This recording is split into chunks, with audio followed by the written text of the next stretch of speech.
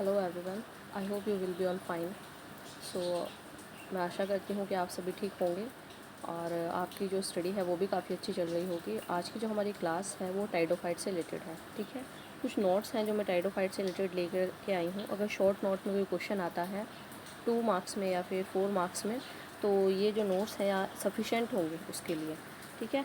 सो आज की हम क्लास स्टार्ट करते हैं। जैसे कि यहाँ पर आप देख ही रहे हैं, टाइडोफाइट्स की हम बात करने वाले हैं, ठीक है। तो जो हमारे टाइडोफाइट्स होते हैं, फर्स्टली अगर हम बात करें, जो टाइडोफाइट्स होंगे हमारे, वो क्लोरोफाइल के अंतर्गत आते हैं, ठीक है। जो वर्ग है टाइडोफाइट वर्ग के अंतर्गत क्लोरोफाइल का संवहन उतन, दैट मीन्स वस्कुलर टिश्यू जो होते हैं, वस्कुलर टिश्यू युक्त होते हैं और क्रिप्टोगैमस पौधे आते हैं, ठीक है। कौन से पौधे आते हैं हमारे टाइडोफाइट्स में, जो कि क्रिप्टोगैमस पौधे होते हैं।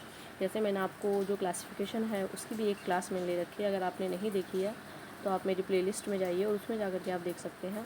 मैंने पूरा डिवाइड किया हुआ है, पूरे अच्छे से एक्सप्लेन किया हुआ है, ठीक है। तो उसमें आपको जो क्रिप्टोगैमस जो पौधे हैं, जो प्लांट्स हैं, वो ईजिली आपको समझ आ जाएंगे।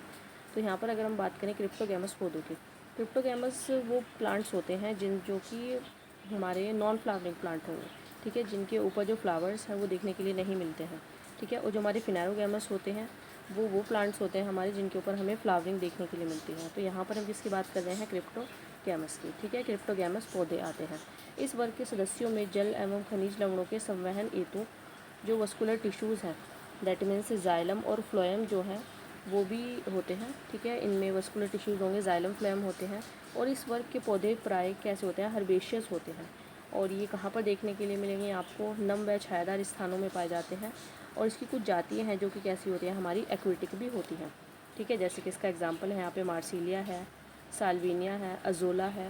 ये सब क्या है हमारे, ये हमारे वाटर फंड्स आदि कहलाते हैं, ठीक है। नेक्स्ट मैं आपको इसकी कुछ फिगर्स दिखाना चाहूँगी, जैसे कि आप यहाँ पर देख भी सकते हैं। ये देखिए, जो सबसे पहले जो ए वाला है हमारा, ये क्या है, हमारा लाइकोपोडियम। ये जो आपका डायग्राम्स यहाँ पर देख रहे हैं, ये लाइकोपोडियम्स का डायग्राम है, ठीक है। जो हमारा सेकंड है बी, अगर मैं स्लेजिनेला की बात करूँ, ठीक है, मैं आपको स्लेजिनेला भी दिखाती हूँ। ये वाला जो डायग्राम्स है ये किससे रिलेटेड है, आपका स्लेजिनेला से। ये डायग्राम आपका स्लेजिनेला का है, ये मार्सिलिया का डायग्राम है, ठीक है। और जितने भी हमारे टाइडोफाइट्स हैं उनके कुछ डायग्राम्स जो हैं वो यहाँ पर ऐड किए गए हैं। जैसे ये एक्विसिटम है, एक्विसिटम की एक पूरी क्लास, एक पूरा मेंबर जो है वो अच्छे से मैंने ले रखी है एक्विसिटम की क्लास। अगर आपने नहीं देखी है तो आप प्लेलिस्ट सेक्शन में जा कर के देख सकते हैं, ठीक है। यहाँ पर कुछ करेक्टर्स हैं, टाइडोफाइट्स के जनरल करेक्टर्स हैं जो कि हम डिस्कस करेंगे। फर्स्टली अगर हम बात करें, देखिए, टाइडोफाइट्स वर्ग के पौधे के प्रमुख लक्षण जो है वो निम्नलिखित है। फर्स्ट अगर हम बात करें, टाइडोफाइट वर्ग का पौधा जो होता है वो बीजाणु उद्भिद, दैट मीन्स कि कैसे होते हैं, स्पोरोफाइट्स होता है, जिसमें जड़, पत्ती तथा स्तंभ आदि क्या होते हैं, उपस्थित होते हैं, ठीक है। सेकंड पॉइंट की अगर हम बात करें, इनमें ऊतक तंत्र विकसित होता है और संवहन बंडल उपस्थित होते हैं। इनमें vascular tissues xylem and phloem में भिन्नित होते हैं, ठीक है। जो वस्कुलर टिश्यूज़ है वो किस में डिवाइड होता है, हमारा जाइलम एंड फ्लोएम में।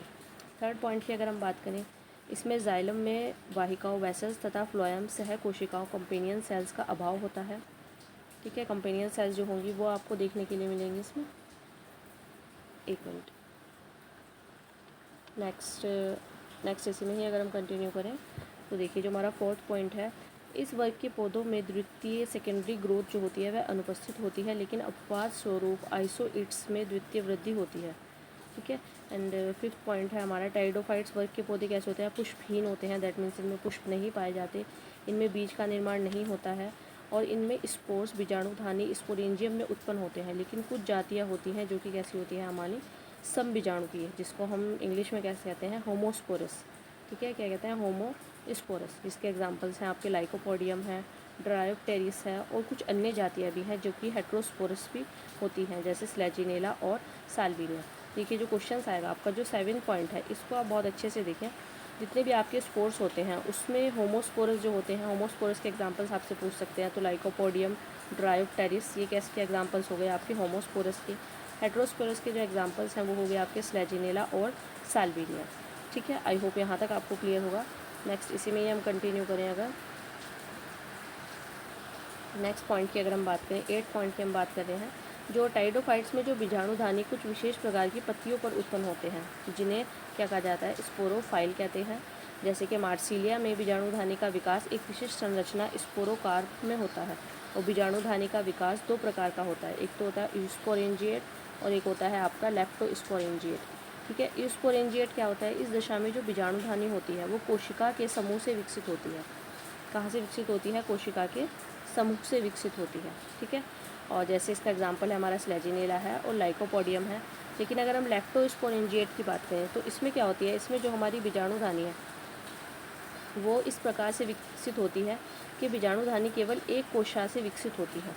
समझे आप, सिर्फ एक कोशिका से विकसित होगी, जिसका एग्जाम्पल ड्रिप्टोपिटेरिस हो गया, मार्सिलिया हो गया, ये सब क्या होंगे, इसके एग्जाम्पल्स होंगे।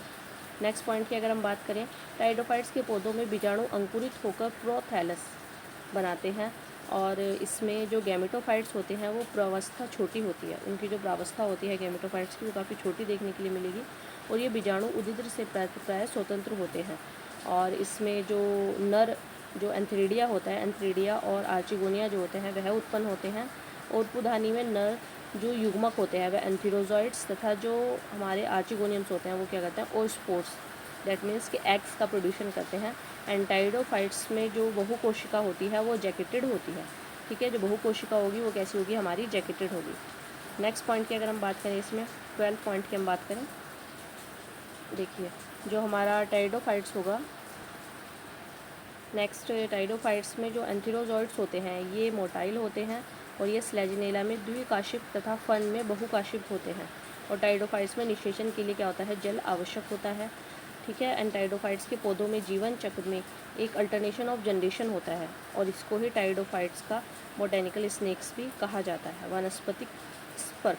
ठीक है, बोटेनिकल स्नेक्स भी कहा जाता है।